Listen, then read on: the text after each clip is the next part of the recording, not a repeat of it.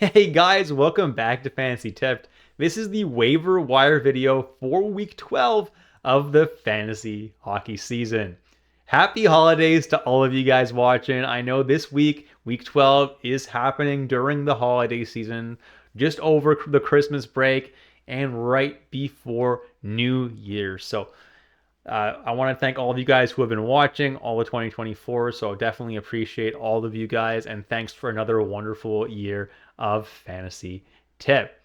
Now, this is a funky week, and you're going to see exactly why during the schedule part of this video.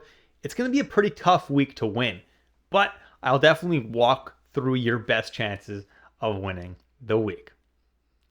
If you haven't already, guys, drop a like and hit that subscribe button on YouTube, or that join button if you do want to take that support to the next level. And if you do want to take that support to the next level and you want a little bit of perks from it, definitely join my Patreon. Link is in the description below. You're able to DM with me one-on-one, ask me any hockey-related questions that you have, and I'm very, very happy to answer them all the time. So you unlock that and a few other perks as well by joining the Patreon. Okay, let's jump in the schedule now, guys, and let's take a look. On Monday, December 23rd, there are 13 games. Then Tuesday, Wednesday, and Thursday, Christmas Eve, Christmas Day, and Boxing Day, there are no games in the NHL at all. On Friday, there are 8 games, Saturday, 11, and then Sunday, 9. Now, the thing is, usually Christmas time, this time of year, Yahoo makes week 12 or whatever week it is a double week that extends into the next week as well, just because of the Christmas break. For some reason, they didn't do that this year. So it's only a 4-day week, which is going to be really, really tough to win. So my advice, guys, is to take a look at your schedule and see what your gaps are. So for example, on one of my teams, on Monday, if you see, I only have room for a defenseman. Obviously, Tuesday, Wednesday, and Thursday, I don't have any room at all.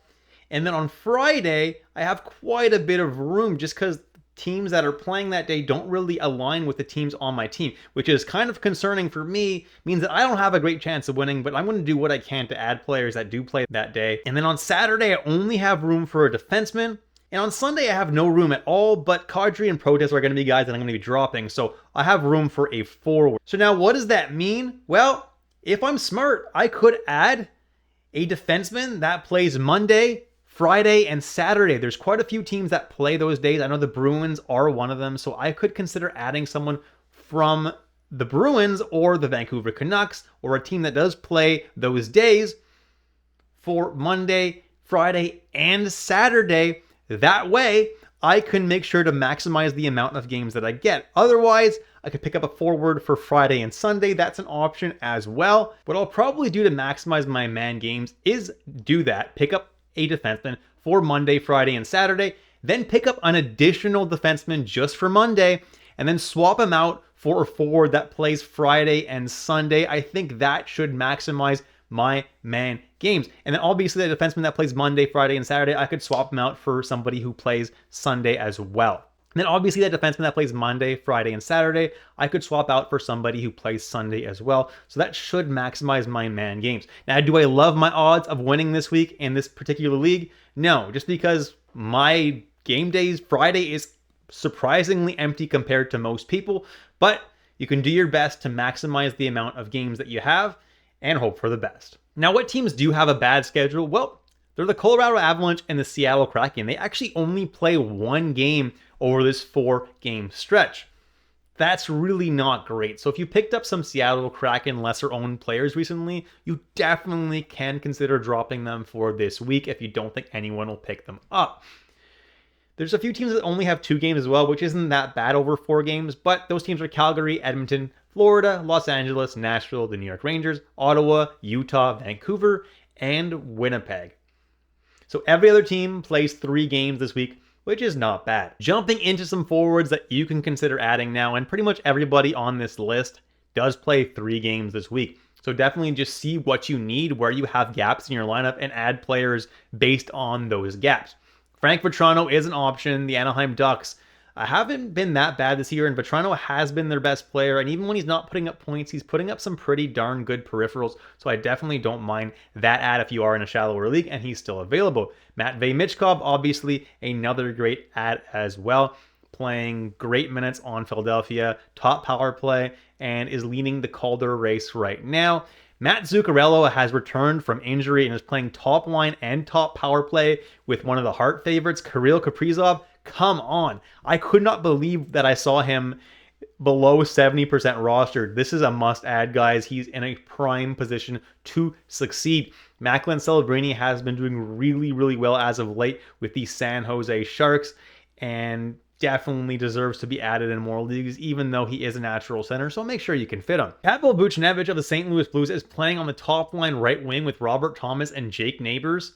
Great deployment for him, getting the top power play deployment as well, and definitely could put up some points for you this week. Next, I have Kiefer Sherwood of the Vancouver Canucks, and even though he's playing on the third line with guys like Pius Suter and Danton Heinen, the dude is going off. He's been awesome all year, just coming off a game with a hat trick. And now I wouldn't expect that kind of production every single night, but if you do have hits in your league and this guy hasn't been added, you kind of play in a bit of a clown league because he just hits so much, is absolutely leading the NHL in hits right now. Give you a safe floor every single night. This dude needs to be added if you do have hits in any capacity in your league. Gabe Vilardi, just like Kiefer Sherwood, only does have 2 games this week, so it's not the ideal week to be adding him, but it seems like he's starting to go off again, and he is getting great deployment on the top line and power play in Winnipeg, so definitely someone you should consider looking at. Rickard Rakell and Brian Rust are both guys that I've had here for a couple weeks now, and yeah, they're both playing top line with Crosby and top power play, and they're both kind of going off right now. Rust doesn't always get top power play time. Sometimes it's bunting, and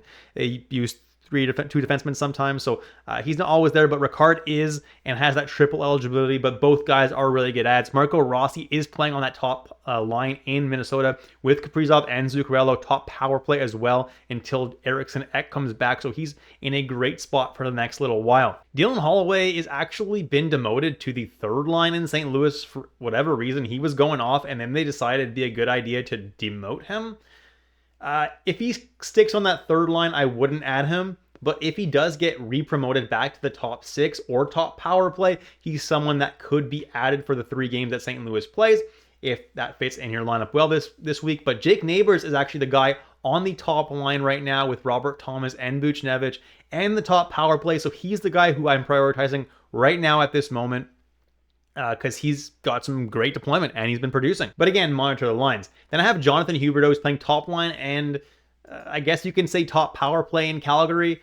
If he continues to produce, he is someone that I would consider adding, even though the Flames only do play 2 games, so you could add him in the later part of the week before the Flames' games. But if he does start going dry, I wouldn't pick him up because he's the very, very streaky player. So if he's not producing points, he's probably not going to produce any points. Pavel Zacha is someone that I kind of like actually for Boston's 3 games. Boston plays the very first 3 games of the week, Monday, Friday, and Saturday. So you'll get him literally for 3 straight game nights, and he's playing top line, top power play, and honestly hasn't been too bad as of late.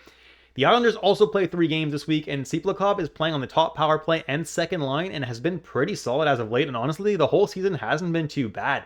Victor Olofsson is playing on the third line with Thomas Hertl, and a pretty good third line, and he's on that top power play as well. So he's the kind of guy who can score goals left and right, and with the power on that top power play, I wouldn't put him against him, and he's available in 92% of leagues, so he's a pretty solid ad. Max Pacioretty is playing on the second line in Toronto with John Tavares. That's pretty good deployment for him. It's with Matthew Knies as well. Obviously no PP1, but that's pretty good for Pacioretty. He definitely could go off any night. Ryan Strome is someone who I've been, secretly high on all year. He's gone through periods where he hasn't put up many points, but that's usually when they take him off Vetrano's line. Right now, he is on Vetrano and Terry's line, so if you want someone who plays 3 games and you're in a super deep league, there are much worse options than Ryan Strome. Taylor Raddysh is actually playing on the top line right now in Washington with Connor McMichael and Dylan Strome. Been putting up some points lately, so for someone who's available in 99% of leagues and you're just searching for a streamer, this is not a bad option. And Nikolai Kovalenko of the San Jose Sharks is playing on the second line and second power play in San Jose, but that second line features Macklin Celebrini, who's been really, really hot. And since going to San Jose, Kovalenko has not been bad at all. Jumping into defenseman, Jake Wallman, I can't believe isn't over 70% owned at this point. He's been great all year, putting up some decent peripherals and quite a bit of points, way more than anybody expected. Darnell Nurse is been really awesome with peripherals lately, like really great, and he's the kind of guy who will put up a point every 3 games or so as well. Lane Hudson is a top power play guy in Montreal, so he should continue to put up points. Don't expect many peripherals though. Jacob Trouba has honestly surprised me since getting to Anaheim, putting up a lot more peripherals than I necessarily expected. If he can continue that, he's definitely the guy who's going to get you a very safe floor every single night. Jared Spurgeon is your top power play guy in Minnesota, and on a power play that features Kirill Kaprizov, if it starts going off, Spurgeon's going to start getting a lot of points. Right now, their power play isn't the best, but if they can get it together, oh my goodness, Spurgeon's going to be really valuable. Vlasic of the Chicago Blackhawks is a top power play guy in Chicago. Now, Seth Jones is going to be back relatively soon, so it's possible that when Jones comes back, Vlasic gets kicked off PP1, but the way he's playing, there's a genuine possibility that he doesn't get kicked off PP1. Let's see what happens. But for now, definitely add him as long as Seth Jones is out. Matt was a guy who provides a pretty safe floor every single night in Washington. Now, it's not as safe as I quite would have liked this year, but as of late, it's been a little bit better with the peripherals, and points every 3 games or so is what you can expect for Matt Raw, which is not too bad. Connor Murphy of the Chicago Blackhawks is another option you can pick up for the safe floor. He's been blocking quite a bit. Other peripherals have been there as well, and points have been more frequent than usual. So if you need someone for 3 games, Connor Murphy is an option. Jackson Lacombe is another option for 3 games. The Ducks have been playing him on the top power play instead of Zellweger lately, and through 2 games, he's got 2 goals and 2 assists. I haven't seen anything beyond that because I'm recording this on Tuesday night a little bit earlier than I usually record these videos, but Jackson Lacombe is a definite option in deep leagues. And finally, Jamie Drysdale is not someone I like at all, but he is back from injury and is on the top power play, so it is possible that he starts to catch fire, even though I don't think it's that likely. Jumping into goalies, Darcy Kemper is the number 1 goalie I have here. He's 66% rostered, should get at least 2/3 of the starts in LA. He has been pretty good, and LA is a decent team, so as long as he's getting the starts and playing decently, he definitely should be owned in way more than 70% of leagues. Wolf and Vladar are splitting starts in Calgary. Whoever's hotter gets more starts. Right now, it's Wolf. Honestly, when Wolf plays at home, he's pretty dangerous so far this year, so he's definitely someone I like. Sam Montembeault, I know he's on the Habs. He's not the best team, and he has some great starts, and he has some really bad starts. That's just the name of the game when you're playing for a bad team like Montreal, but if you need a starting goalie who's starting like almost every single game in a points league, that's pretty good. Sam Montembeault is your guy. Cam Talbot, 47% rostered, is still injured when I'm recording this, but should be back like really soon, and he is the starter in Detroit when he's healthy. Dostal and Gibson are splitting the starts in Anaheim. I haven't really seen how the starts have been split this week, but if they're even remotely equal, they should get about half the starts each, in my opinion. Charlie Lindgren is getting half the starts in Washington, has been added in quite a bit of leagues recently.